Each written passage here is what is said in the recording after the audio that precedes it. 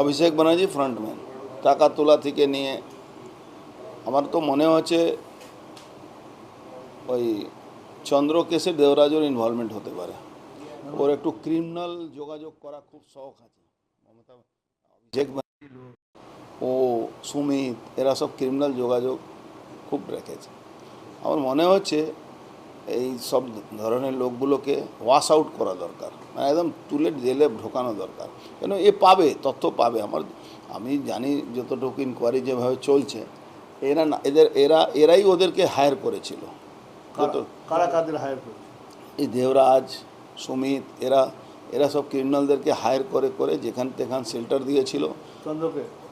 চন্দ্র থেকে আরও মার্ডার করাবার এদের প্ল্যান ছিল, কিন্তু ঘটনাক্রমে এই ঘটনাটা ঘটেছে ইলেকশনে রেজাল্টের পরে। তো এই ধরনের একটা বড় মানে এই নেক্সাসটাকে ভাঙতে হবে মাননীয় মুখ্যমন্ত্রীকে। উনি নিজেই পুলিশটা দেখছেন, তো সব তথ্য সামনে আসবে। দেখুন, দেবরাজের ইনভলভমেন্ট ছাড়া ওই সব জায়গাতে অপরাধী আসতে পারে না। দেবরাজের একটা মানে নিজেকে হিরো সাজার একটা প্রবণতা আছে। পার্থভূমি ঘনিষ্ঠ, সুমিতের ঘনিষ্ঠ, অভিষেক ব্যানার্জি বাড়িতে যাওয়া অ্যাক্সেস ছিল।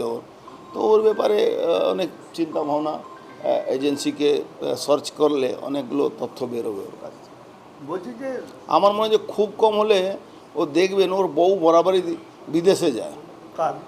দেবরাজের বউ এই হাওয়ালা নেক্সেস দিয়ে টাকাগুলো পাঠিয়ে, অভিষেকের টাকাগুলো ওর কিন্তু বিদেশে কোম্পানি খুলে অ্যাকাউন্ট খুলে রেখেছে। ওর বউ তো গায়িকা, ওই জন্য তো ওই এতে, অথচ ওদের মধ্যে নিজের মধ্যে রিলেশন ভালো না থাকলেও কিন্তু ওর আওরান নিয়ে এই অনেকগুলো টাকা পাচার হতো।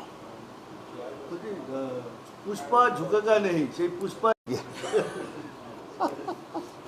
পুষ্পা পালিয়ে গেল। এদের দম আমি আপনাদেরকে আগেও বলেছিলাম যে তৃণমূল দলটা সরকারি দল আছে, যেদিন সরকার চলে যাবে দলটা ভড় করে পড়ে যাবে। সরকার স্পেশাল প্যাকেজ দিয়েছে, তারপর তিনি ভোট থেকে সরে দাঁড়িয়েছেন। কেন সরে দাঁড়ানোর কারণটা কি? ভয়, এটা ক্রিমিনালের সাহস কত হয়। ক্রিমিনালের সাহস যখন জানেন নিরপেক্ষ ভোট হবে, তখন ও কি ভোট জিততে পারবে? ওকে তো ওখানকার মানুষ তো রাস্তা নেমে প্রতিবাদ করেছিল, এটা তো সবাই দেখেছে না। দাদা, তৃণমূলের প্রার্থী হয়ে তারপরে তিনি বলছেন সরাসরি যে শুভেন্দু অধিকারী যে বর্তমান মুখ্যমন্ত্রী, সেই ফলতার মানুষের জন্য ভাবছে। তিনি তো প্রার্থী। ভগবান হয়তো বুদ্ধি দিয়েছে, ভাবছে কি এইসব বলে বেঁচে যাবে, কিন্তু যা অত্যাচার করেছে ও বাঁচার কোনো জায়গা নেই। দল বহিষ্কার করুক, যাই করুক, দলে আছেটা কি? ওই দলের তো কিছু নেই, নাহলে সব থেকে আগে মমতা ব্যানার্জি, অভিষেক ব্যানার্জিকে বহিষ্কার করা উচিত। কেন? এরাই তো লুটপাট করে দলটাকেই তো মানে সিপিএম থেকে নিচে চলে গেছে এখন।